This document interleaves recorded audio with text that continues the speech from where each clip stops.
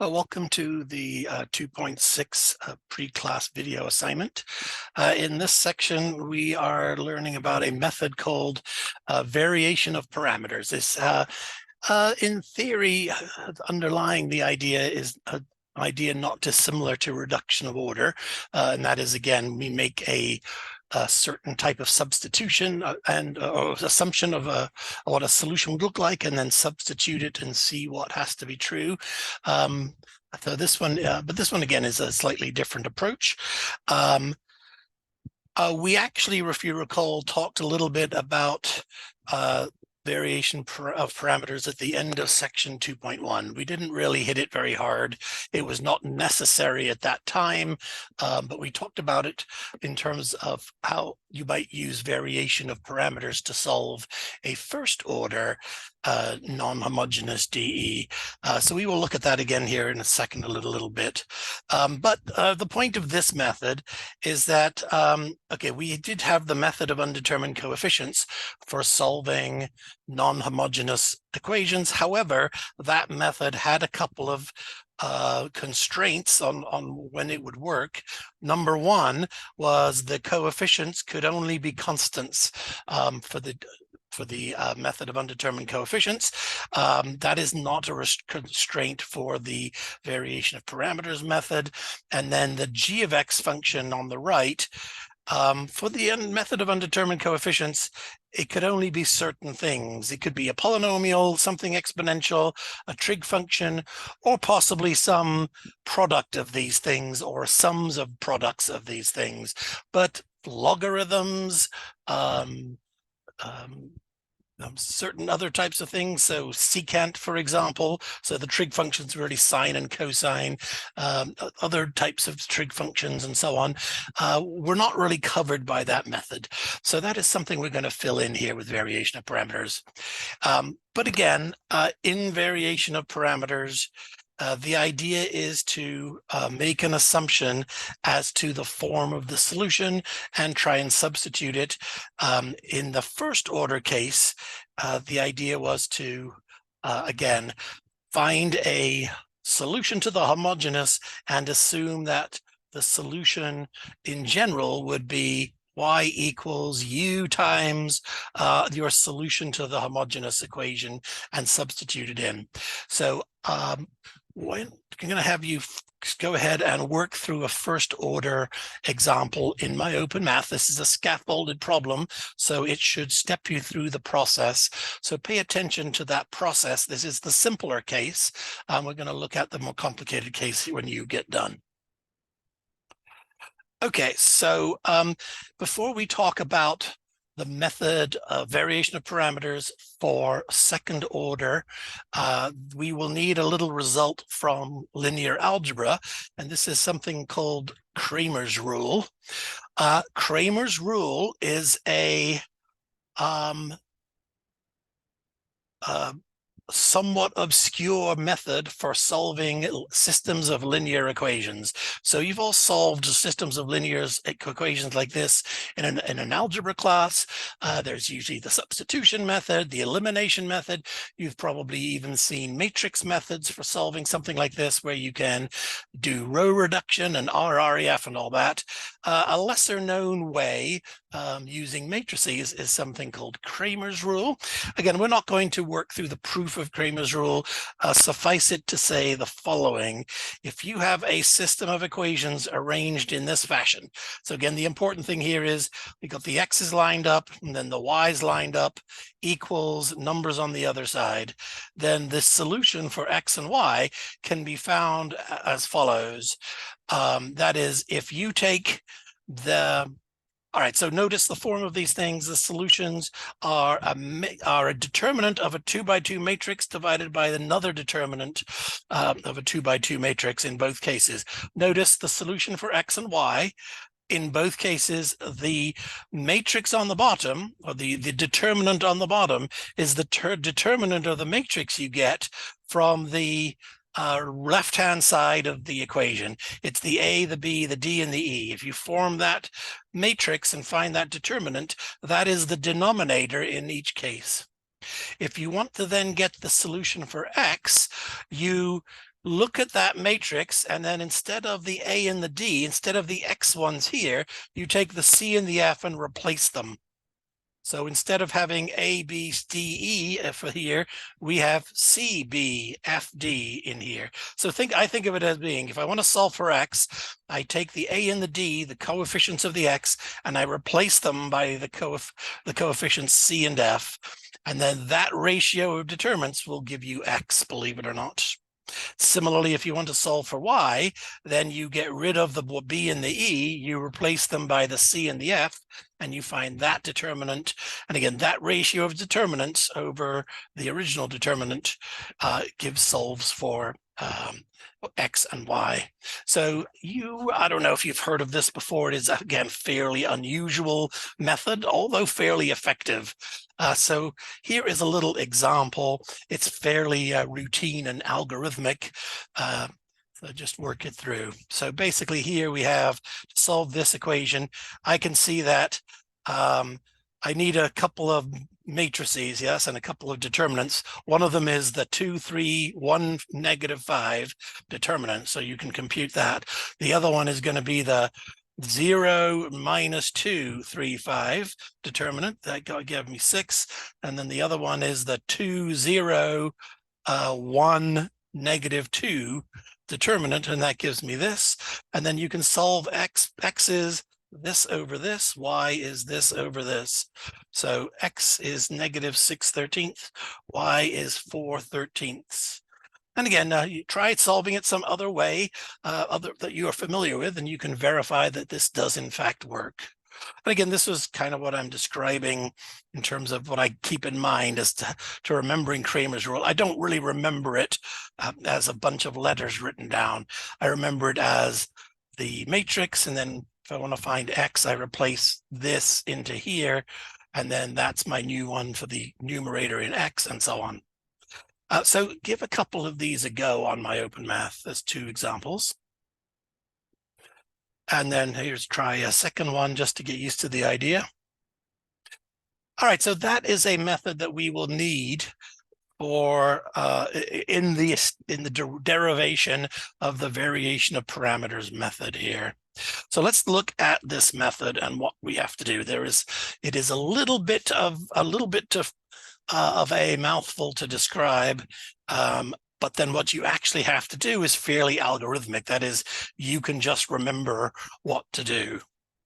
All right, so if we are solving a DE like this one here, by this method, variation of parameters, we do first start off with this in standard form. If you are like me, this is probably the bane of my existence, that I always forget to do this first step first, which is a problem. So again, recognize this in standard form first. So divide through by the A2 if necessary, and write our DE, second order DE in standard form.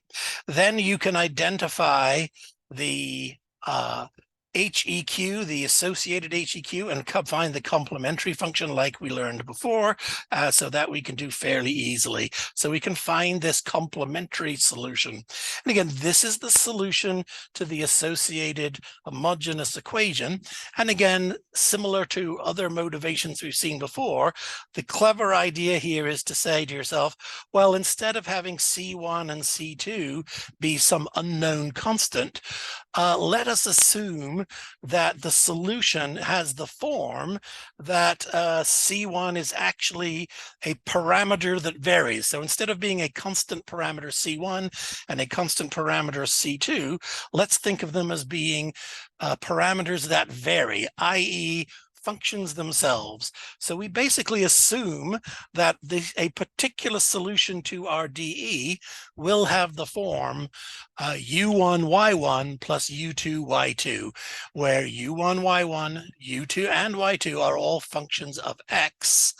We need to keep that in mind when we differentiate and substitute. So if we assume that this is a solution, a particular solution, again, in order to substitute it into our DE to try and establish what Y1 and Y2 are, we need to find Y1, Y sub P prime and YP double prime. We then will substitute into this dE. So I have expedited some of the writing here. You can double check this. I mean, it is a bit tedious, but there's some steps in between here. But I'm just taking this guy here, finding its first derivative, couple of product rules, and then finding a second derivative, even more product rules, substituting those results in, and this is what you get. So this is the dE with y sub p substituted in, and this is what I got. Again, with some slight rearrangements of the terms. So some nice things happen. That is, if P1 is, we know y sub 1, excuse me, we know y sub 1 is a solution to the homogeneous. Therefore, this guy here is 0. And if y2 is another solution to the homogeneous, which we know it is also equal to 0. So this term and this term, this all goes away. The other thing we can see here is, if you notice, that if we pair those two terms together, you can actually look at that as being these two terms, the way they're written, is the result of a product rule derivative. It is basically y1 times u1 prime. And then this one similarly is also a these two here are also the result of a product rule derivative. This is y2 u2 prime. So I'm going to replace those as well by those derivatives. So that gives me this row right here when we get this situation. All right, so we can then take these two derivatives. We don't need to write them as two separate derivatives. We can write them as a single derivative, differentiating term-wise. And then we have in here, we have y1 u1 prime, y2 u2 prime. And here we also have y1 u1 prime, y2 u2 prime. So notice what we're trying to do in this equation is we are trying to find any particular value we're trying to find u1 and u2. Here, I actually have equations for u1 prime and u2 prime in here, yes. But again, if we're able to find u1 prime and u2 prime, we can integrate to find u1 and u2. So initially here, we're going to be looking for the unknowns in this equation are u1 prime and u2 prime.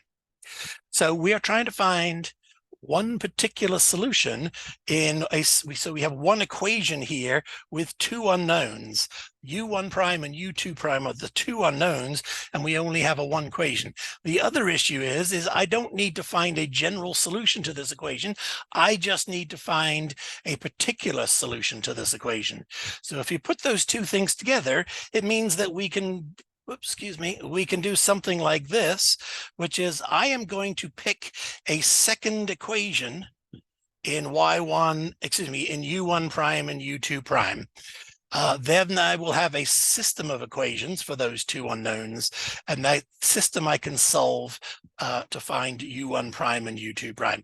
Now, this might feel a little like cheating, like I'm just inventing something here to cheat. But again, we have I'm going to have a little example, a little sort of algebra demonstration of the similar concept here that we can justify it with.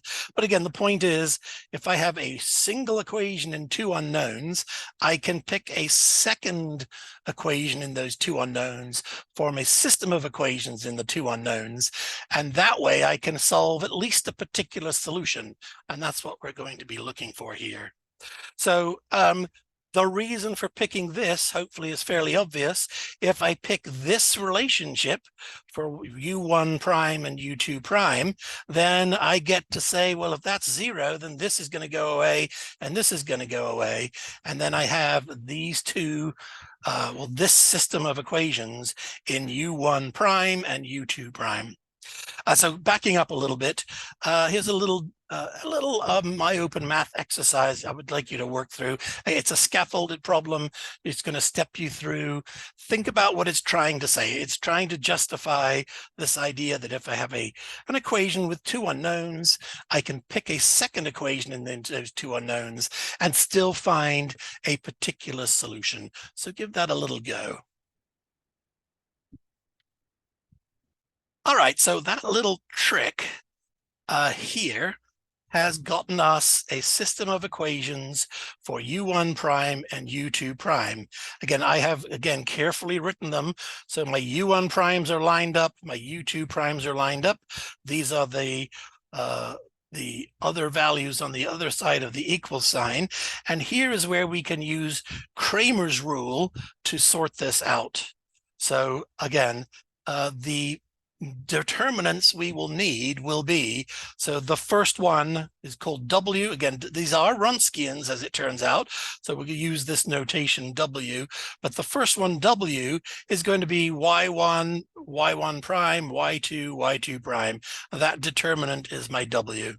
And then if I want to solve for u1 prime, I need the matrix where I take 0 and f and replace y1 and y1 prime by them.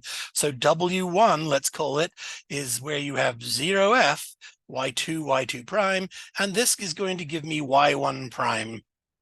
Similarly, W2 is going to be where I replace y2, y2 prime by 0 and f.